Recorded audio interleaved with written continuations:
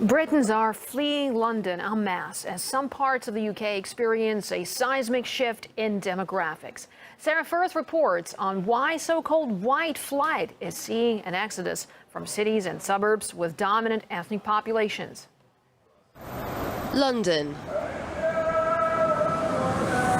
multicultural hub known for its thriving diversity spanning the centuries.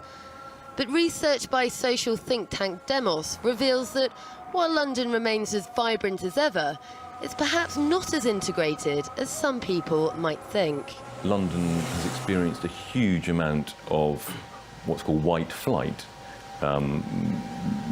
Lower income white people, mainly in the outer suburbs, leaving London because they think it's changed too fast for them.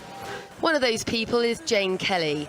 Having lived in London most of her adult life, she's seen firsthand the cultural shift and is now looking to move house as she feels the area she lives in has lost all sense of community. All the people I knew when I moved in here have gone. They've all moved away.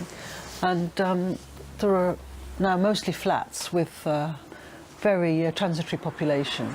But perhaps surprisingly, it seems many of the older generation of migrants who live round here and have settled and built up businesses agree that integration is not working as well as it maybe should. The ethnic cultural diversity in London is part of what makes London great. So why do you think we're seeing a lot of talk about these sort of problems arising? Well, to be honest with you, it's foreign people, is more or less these European people. They're just interested to do a short journey, make the money and then run off the country, and that's it. There's no investment return to the country. There's nothing to rebuild the country. It's only for themselves to make money, and that's, you know, that's what they're interested for.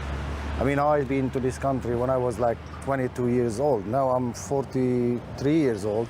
So I'm investing in business, I'm doing so many things in this country, paying tax back into the country, and, you know, doing that, that's the way it has to be. In London, white Brits now make up just 45% of the capital's total population. We're here at one of London's busiest train stations and in the working week, a commuter hub. Now, over the course of a decade, London saw its white British population fall by more than 600,000 people, whilst in the commuter towns on the outskirts and the populations become more ethnically mixed. So we know that white Brits are leaving London behind. The question is why and what effect, if any, it's having on the local communities they've left behind. Well, there's a certain amount of diversity, which is very nice in any city.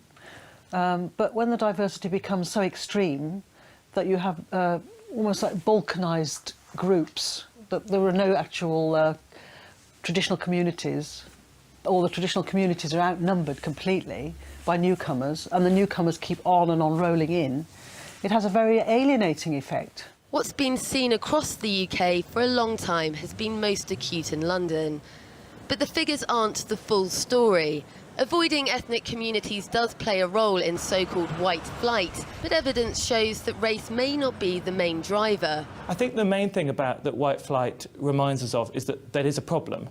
The mistake it makes is it says that problem is just about ethnicity. It's not. It's about age, and it's about mixing between people of different incomes, and we need to address all these things together.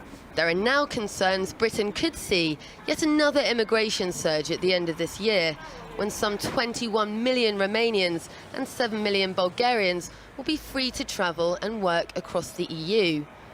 Only a fraction of those are forecast to actually come here. But previous immigration underestimates, coupled with white British relocation, are changing the face of London's ethnic makeup, without much understanding of what the full ramifications of that might be.